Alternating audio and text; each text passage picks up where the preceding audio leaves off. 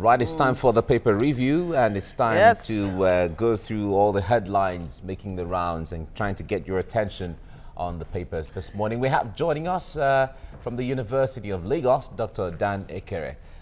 Dr. Ekere, good morning. Good morning to you. See you. Good morning, Good to see you. Yeah. Can see you already in the Thursday mood. Okay, and so much happening on the headlines this morning, really. All right, let's begin with the Punch. More attacks in Benue as reps summon Buhari, and Christian Association of Nigeria directs Christians to hold protests on Sunday. Of course, that follows the killing of the two priests in Benue Church. Dr. Dan Ekere. In fact, it was a very sad situation. So, I mean, holding a burial mass only for more heads to roll. Can you imagine? In less than 24 hours. I'm telling you, it was quite. Bearing in mind that just on Tuesday there was, I mean, a few days of that, in fact, there has always been killings. Yeah, every day. All right, but the challenge is that we keep condemning the act and doing nothing about it. The president condemned it, but I don't know what strategies have been put in place. So even these are things that are happening almost on a daily basis. There should be a way of addressing it. Well, the army has said we will, put these killings to an end. We'll bring it to an end. How soon? Nigerians cannot. As it is right now, the U.S. government has accused the federal government of not doing enough when it comes to human rights abuses, when it comes to all of the security challenges going on in the country. It is obvious. We don't need to wait for whether human rights something or World Bank or anything. We are seeing it. It is clear that the government. What we know. Yes, and these were the major. In fact, it was a cardinal campaign point. Matter of security. Yes. So it's not all about Boko Haram and the Northeast. It's whether I don't know if it is the Boko Haram and the Northeast that has eventually spread all around the country. Whether it has spread, the government is supposed to know. Yes, because it wasn't supposed to be as bad as now. You are saying that Libyans are the ones who are doing this. We had him on yesterday. He said, look, there's a more sinister motive behind this. That there's more to this than meets the eye. This cannot be the same herdsmen that we all grew up knowing. All right, let's move on. Melaye, yes, very much in the news. Senate to grill IG, Inspector General of Police, on live TV today. But did we just hear that the IG has gone to Bauchi and he may be there for 2 days? Unless, of course, you have a clone of the IG. Well, the point, send somebody to. But the point there is, if he's summoned, when it comes to the issue of you've been summoned to do this, he supersedes whatever you're doing. Well, let's see how that pans when out. it comes to that, but Bauchi is just a stone throw away, because after all, the man is not trekking, he's not even driving. He can quickly fly. I mean, he can fly. Okay. All right, Lagos Ibadan Road, FG okays 64 billion naira for bridges and toll plazas. Interesting one. And protests in Senate over Buhari's $496 million aircraft purchase. Governors meet over Paris refund and stamp duties and others. Okay. Is there anything else that's of interest there, or we just quickly move on? Okay, let's move to the Nation newspaper. Outrage as gunmen killed 13 more in Benue village. Reps to summon Buhari, knocks for service chiefs, and Christian Association of Nigeria calls for protest. Now, the House of Reps is going on recess in protests of what is going on. They have summoned the president, and they've also passed a vote of no confidence on the service chiefs. I wonder what difference this is going to make. Well, I'm even surprised too, because they've been calling for the removal of the service chiefs, and if you ask me, I think they've done their best. There's nothing stopping, an overhaul of the entire security apparatus, particularly, the service chiefs, and giving us some manner of promises, summoning this and so on. I don't know what different, because these are things that government ought to be, ahead of. You are well aware that your responsibility to the people is to secure their lives and properties and to make life more meaningful. Exactly. But you don't need summons before this is done. All right. Alleged 322 million naira fraud. Senator Nwobushi remanded in prison. And we also have court voids National Assembly's plan on polls. Wow. Yeah. Well, it's about the court is saying of the National Assembly has no powers. None whatsoever. No, perhaps there has to be an issue of procedure. Maybe because I do not think there's any other agency or organ that has the power to make laws. The National Assembly has every right, every constitutional right to make laws, even if it mean amending the Electoral Act. But the issue is you need to go through the due process. There has to be a process that will be followed. You just cannot amend Maybe is that where the National Assembly got it wrong? Perhaps. Perhaps it's part of what they came out with, saying that if you are amending that, it amounts to amending the Constitution, and it has to go through the 36 states houses of assembly. And sometimes it also amounts to micromanaging. That anyway, in management they will say that. Now, minimum wage public hearing holds in Lagos, Abuja, and 6 other centers. So they're looking forward to that. And the government had no deal with Johesu, says minister. It's all right. More drama. All right, Johesu still on strike. Joint Health Union, whatever. Daily Sun. As killings escalate nationwide, reps blow hot. Summon Buhari. Okay, on the one hand, they're summoning the IG. On the other hand, they're summoning Buhari. They do really have a lot on their plate. Threatened to shut down National Assembly. Can calls Christians out for protest as ACF demands probe panel. All right, let's just move on from there. APC Chair Oyegun may step aside. Is the handwriting on the wall? Well, I think that's another very interesting issue. If you ask me, I think Oyegun has done his best. The most reasonable thing to do would be to, just bow out and ensure that a fresh hand comes in. Already the president is tilted towards the direction of Comrade Adams Shomole. And in terms of, I don't know, let me not use the word personality now, but I do believe that Oshomole seemed to be more, in tune with being a former governor, being a former labor leader, and the rest of it. The man has a kind of charisma that I feel really will So meet you think he'll bring need. something really valuable to the table? I think so. But Oyegun was also a former governor, and he's been a politician too. But when you look at the two of them, Oyegun, I'm not saying the man is anything less than Oshomole, but the truth remains that one seemed to be more appealing to the people than the other. And I think that Oshomole seemed to fit more appropriately to that seat now.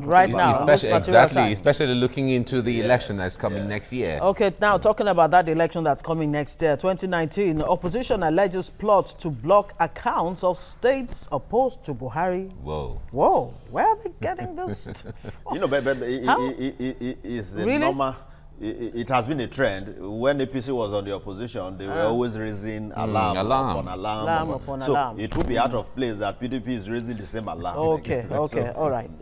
Obasanjo killed federalism, says Atta and Okunomu. Well, I don't know at what point Obasanjo killed federalism. But I think the challenge with federalism really is the military as an institution. Yeah, well, they are saying as per resource control, for example, and the doctrine of dichotomy and all of that. It didn't begin with Obasanjo. A state like Akwa Ibom, for example, under Obasanjo was not seen as an oil state. Yes. Since the oil was all offshore. Yeah, but it still does not mean, for me, it will not reduce that problem to the era of Obasanjo. Chief Olusegun Obasanjo is certainly not the one who killed federalism. It is the military as an institution. Obviously, military will not operate a federal system. Yes, absolutely so not. It is not strange. So they've really done more. Okay. K2 was really flooded yesterday following that downpour. See the bold picture there on the cover of the Daily All right, Sun. let's move to the Vanguard newspaper. Benue, another 39 killed. Reps suspend sitting in protest and ask president to declare all killer herdsmen as terrorists. Pass vote of no confidence on all service chiefs, security advisors. 3 villages sacked, 160 houses razed. Benue killings callous, unfortunate. The Arewa Consultative Forum is saying that. We have other headlines. Resource control, federalism has failed in Nigeria. Okunu Anata is saying that he was saying that during his book launch. I say Obasanjo was part of Nigeria's problem. We just mentioned that now. 2019. Part of. Not the problem. But not the main problem. Yeah. 2019, fear grips opposition over alleged plot to block accounts. We just mentioned that. And INEC insists on verification on Saturday of verification of the recall process of Senator Dino Melai. We are yet. Let's see what comes up with that process. And it looks like this one is going to move really fast. Yeah, but essentially now that they've cleared all the courts, all the court issues here and there. As we speak, Dino Melai is not on the side of the president at the moment. It is perceived to be an anti-Buhari.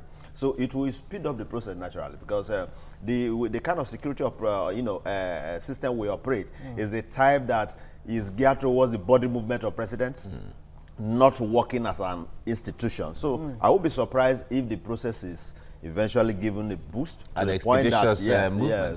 All right. Money laundering court remands Senator Nwoboshi in prison to rule tomorrow. And Sultan gives Miyetti Allah 2 months to fish out criminal herdsmen. The CBN rolls out new anti-money laundering sanctions. The National Assembly lacks powers to reorder election sequence. As the court coming up with that. That's the Vanguard newspaper. All right, our last paper this morning. Killings. House passes no confidence vote on service chiefs. Summons Buhari. Of course, we're already aware of that. Again, FAC meeting postponed over shortfall in NNPC remittances. We hear that subsidy may go up with the rise in global oil price now to an 4-year high, $75 a barrel. You would think that that should be a plus for us, but unfortunately, because we're importing oil, so it's not a plus at all. We are exporting crude and importing refined products. So we're an oil-producing country and we are an oil-buying country. It's so disheartening, really. More trouble for Melaye as INEC commences his recall. Okay, I guess that really should be it. Of course, we have a photo of Okonjo-Iweala right here on the front page of the paper. I guess it has to do with the launch of her book. Fighting Corruption is dangerous. And there has been a back and forth between him and the former governor of Cross River, Donald Duke. But how he tried to convince her not to take up a job under Obasanjo. Yeah. And even Goodluck Jonathan. Yeah, exactly. I think it was Goodluck Jonathan. Goodluck Jonathan. Yeah, but that is not the issue now. The issue is that we should look at, let's look at what has transpired and see what we can make out of that. And why it's so dangerous to fight corruption in Nigeria. The danger is what I'm really interested in. All right. We must thank you, Dr. Dan Ekere, for coming on the program. But we'll keep you for the next discussion that we'll have. Well, shortly we'll be going to our Abuja studio to have one of our correspondents join us to look at what's going on with Dino Melaye shortly before we move ahead. Stay with us now shortly.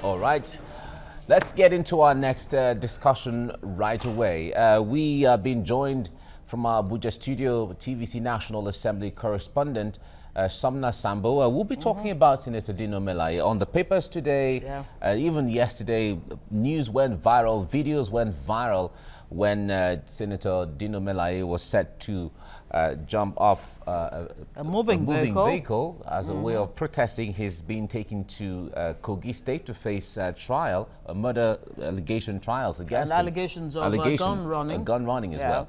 All right, we have Somna Sambo joining us now. Somna, good morning. It's good to have you join us.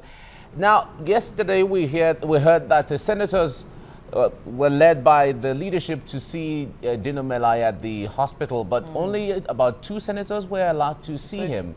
Can you give us updates of what's going on or what went on?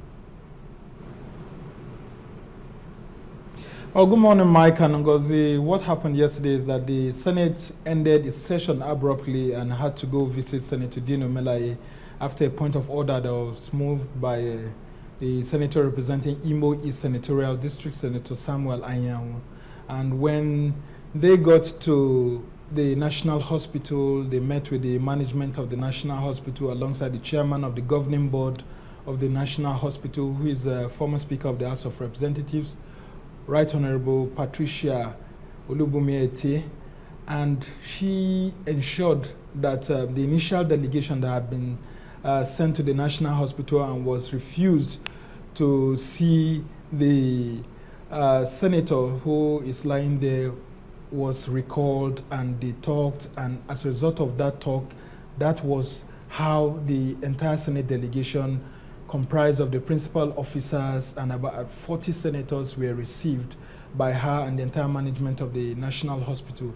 And what happened after some little meetings that are held at the management meeting hall of the National Hospital is that the Senate President and about 8 senators were allowed to go to the National Trauma Center of the National Hospital, where Senator Dino Melaye is being held, and the Senate President saw him alongside the senators, and of course they came out and briefed journalists that he's doing fine, he's recuperating at the intensive care unit.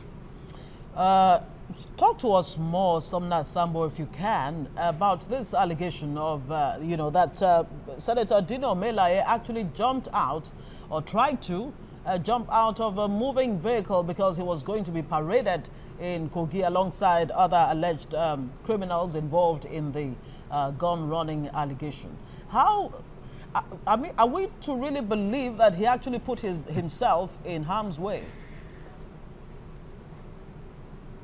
Well, thank you for that question, Ngozi, because as journalists, that has been the issue that we have been investigating over the days. Even the account by the police and the account by the spokesman of the senator himself, Gideon Ayodele, remains, you know, compromised, so to say, because none of them seem to be given an accurate picture of what really happened.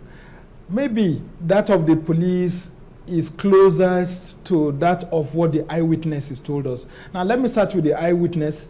The eyewitnesses told us when we got to the Popular Area 1 runabout that Senator Dino Melaye was being taken forcefully to Kogi State, and when he discovered that he was being taken out of Abuja City, he made some uproar, and in the process of the police convoy being stopped at the popular traffic, that he used the opportunity to jump out of the vehicle.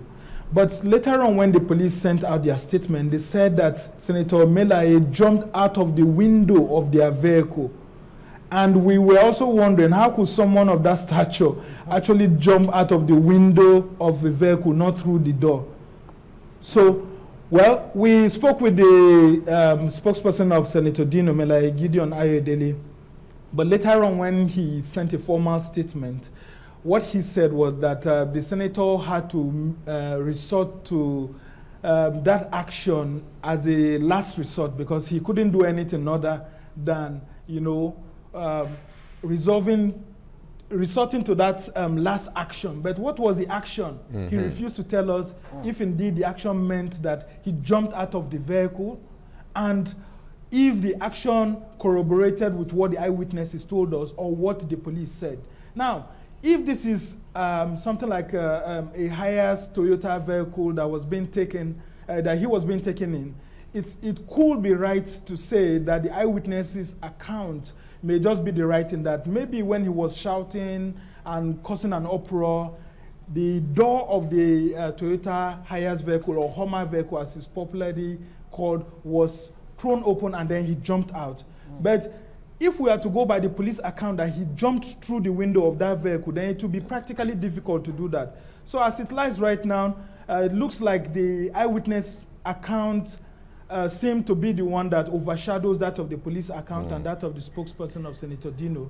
And of course, you remember that the senator's aide said that he had to resort to that as a last resort, so to say, because he was told that he was being taken to court in Abuja, only for him to discover that he was being taken to Lokoja, and that it was an abduction, and that he was going to be killed. Yeah, let me stay with you, Somna. The videos that went viral yesterday, when we saw the senator sitting on the floor by the roadside, we heard him say that I will kill myself and put you in trouble. So if you put 1 and 2 together, it looks like, or it sounds as if he actually was trying to do something to put others in trouble. But let's look at the real issues here from the Senate perspective. A lot of senators have reacted to what is going on, and they said all of this are undemocratic, and we wonder how the institution of the Senate, as well as the police that is also an institution, are not working together when it comes to the best ways of handling this issue in the best understanding. Exactly. Are you not the one I told that they know where we are going?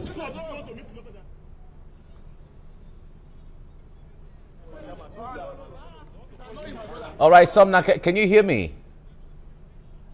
All right, we're just trying to play that video so you could hear what. But the point in that video, we heard Senator Melaye say, "I will kill myself and put you all in trouble." But the institution, the national. But the point in that video, we heard Senator Melaye say, "I will kill myself and put you all in trouble."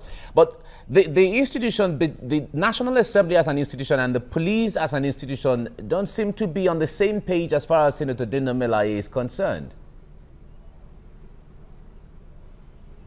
Yes, that's because the police feel that the National Assembly seems to be interfering in its job, that this is a criminal case of gun running, of alleged gun running, so to say, and the illegal possession of firearms. And as a result, that's a criminal act, and that irrespective of the status of the senator as a distinguished senator of the Federal Republic, the thing is that he is not covered by immunity, and as a result of that, he needs to clear his name. And moreover, that he was being taken in lawful custody, that's what the spokesperson of the Nigerian police said, to a federal high court in Lokoja. And as a result of that, the senator should not have done what he did, considering his status.